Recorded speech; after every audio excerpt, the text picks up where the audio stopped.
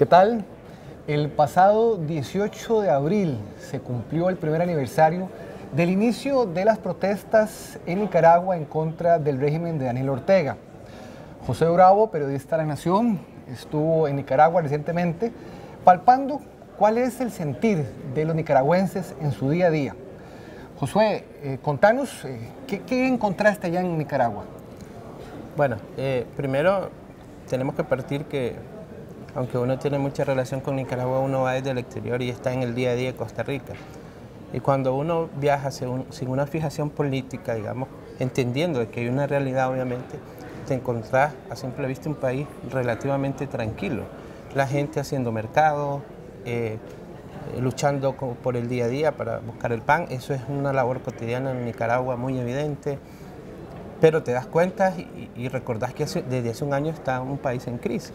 Entonces ya cuando logras conversar con la gente, con los más cercanos, quienes te conocen, porque no es fácil encontrar a alguien que te pueda hablar si no te conoce, si no estás seguro con quién conversas, no es fácil encontrar opiniones políticas, sobre todo si son diferentes a las del gobierno.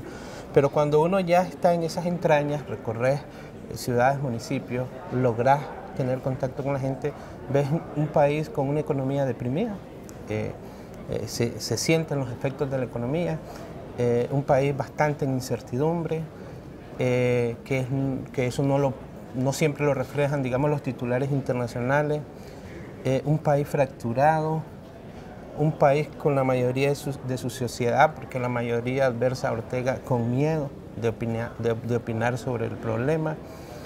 Y cuando ya aterrizas en el conflicto como tal, ves que un año después Daniel Ortega no ha logrado frenar ese ímpetu opositor a pesar de que ha desplegado la policía para reprimirlo. Hay un conflicto, hay problemas económicos, se busca una salida política que no está siendo fácil porque Ortega es duro de roer, ha firmado acuerdos básicos como liberación de presos políticos y restituir garantías de protesta o garantías individuales de acuerdo a la Constitución, pero no están siendo cumplidas según la oposición. Entonces, cuando ya aterrizas el conflicto, ves ese escenario que ahí está. No están bloqueadas las calles, obviamente, como hace un año. No hay, digamos, muertos en cadena como hace un año, digamos. Habrán sus casos que, bueno, hay que esculcar un poco para ver cuáles son los últimos acontecimientos sobre muertos políticos. Pero sí hay un problema.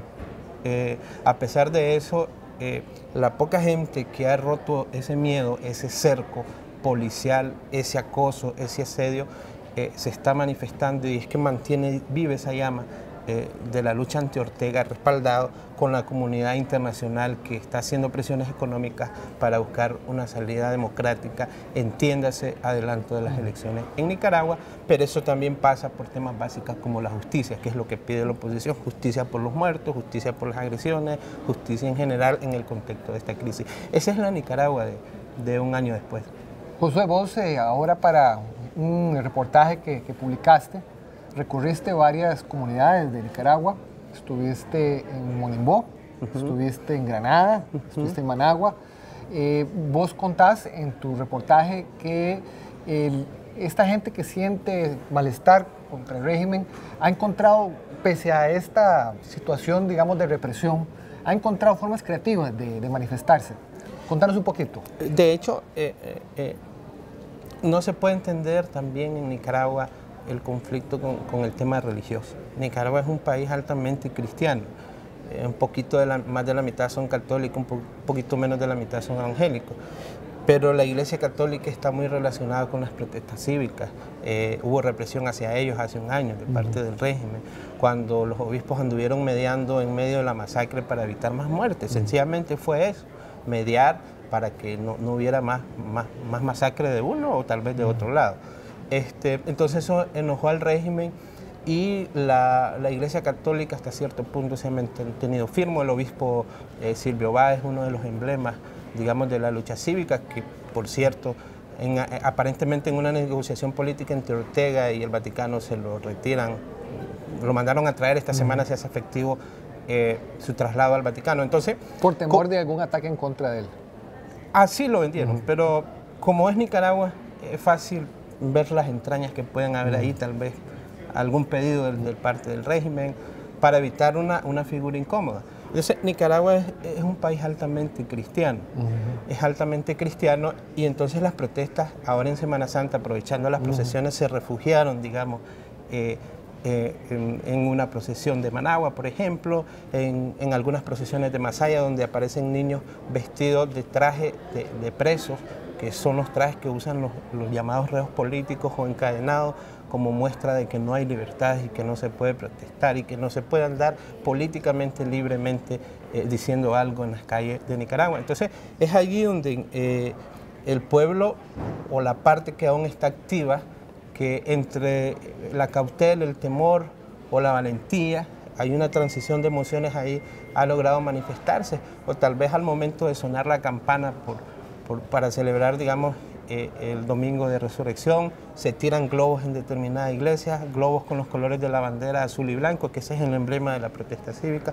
Entonces uno ve esa creatividad, cómo se la está jugando el pueblo para mantener viva, digamos, esa oposición, porque debido a la estructura, a la maquinaria del gobierno para aplacar las protestas, prácticamente la policía tiene controladas las calles. Si hay una oposición que hace su filtro, que filtra, que rompe ese cerco, que es muy mediatizado el movimiento que puede hacer, pero a modo general Ortega tiene el control de las calles vía represión. Josué, ¿y la gente qué te dice? La gente con la que pudiste hablar, la gente con la que pudiste romper esa barrera del temor, ¿cómo se sienten hoy los nicaragüenses? ¿Cómo se sienten en este momento? En primer lugar, para hablar de gente que uno no conoce es muy difícil. Tenés que ir casi siempre por contactos o saberle vender el tema o las consultas que le vas a hacer. Hay mucha desconfianza, digamos. Hay mucha desconfianza. Tienes que estar seguro, repito, con quién está hablando. No se sabe si puede ser opositor, si puede ser del gobierno, no se sabe. Entonces, cuando ya eso ocurre, pues hay un anhelo de las mayorías de que hay un acuerdo político, porque la economía se está deteriorando cada vez más. Ahorita estuvo un poco alentada por la temporada alta del turismo, digamos, que está a cuentagotas, pero está llegando poquito. Entonces, pero obviamente viene la temporada baja y eso se puede caer un poco más. Entonces, el tema económico preocupa mucho y la gente está subsistiendo. Le hace el nudito al poquito de dinero que tiene. Hacerlo en nudo en Nicaragua es lo guardás porque la gente no está muy bancarizada. Lo enrollas en una bolsita y sacás lo que vas a usar en la semana o en el día a día.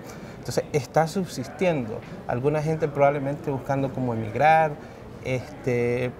Están pendientes de las noticias en su entorno de qué pasa, las sanciones de Estados Unidos o la comunidad internacional, los avances o no del diálogo, qué tanto está dispuesto a cumplir, pero hay mucha incertidumbre, y esa es la Nicaragua que yo vi. El presidente Ortega se comprometió en la mesa de diálogo ahora en marzo a permitir las manifestaciones y las protestas. Sin embargo, vos contaste en tu trabajo que la semana pasada los grupos de oposición trataron de organizar un acto, una manifestación para conmemorar el primer aniversario de las protestas, y el movimiento fue reprimido por la policía. Por estrategia, el movimiento cívico hizo plantones, aquí le llaman concentraciones. No estuvieron en un solo lugar, en un punto de Managua, en una rotonda, sino que un punto estuvo cerca de la rotonda, a los 300 metros probablemente otro grupo de manifestantes, porque ya son pequeños precisamente por la represión. Entonces se la ingeniaron para protestar. Donde yo estuve hubo asedio policial, había una batería de antimotines, cientos. Es difícil contarlo, cientos alrededor de la protesta y en las calles periferias, decenas de policías yendo y viniendo, de patrullas policiales yendo y viniendo, con la sirena, eso es señal de alarma. Uno pasa porque probablemente andas un carnet de periodista y hasta cierto punto abiertamente probablemente nada te va a pasar, aunque uno siempre piensa qué me puede ocurrir. Claro. Hay tránsito de vehículos, pero donde está el nudo, el centro, el corazón de la protesta, entonces ya ahí hay mucho acoso policial. Donde yo estuve no hubo represión física, por llamarle así, pero en otros sitios, al terminar la protesta, la concentración o el plantón, la policía detuvo, según la Alianza Cívica, que es el movimiento opositor, que está sentado en la mesa de diálogo con Ortega, hubo 66 detenidos, incluido un periodista. Entonces eso significa que la represión sigue. a pesar de las interpretaciones que hace el gobierno, porque ellos alegan un artículo constitucional que dice que la policía es la responsable de otorgar o no permisos, la oposición acude, siempre se los niegan. Yo creo, si no me equivoco, esta vez decidieron no pedir permisos para plantarse de una vez, porque el plantón para plantones o concentraciones no se puede pedir, no se debe pedir permiso, perdón.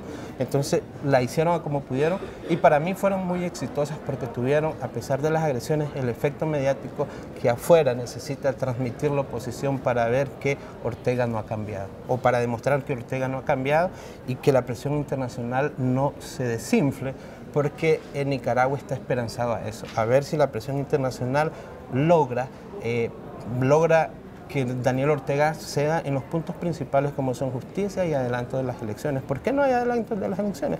Porque hay una mayoría cívica opositora al régimen que no tiene un partido político definido más que los colores de su bandera, que está dispuesto a acudir a la urna y en unas elecciones transparentes, observadas, vigiladas.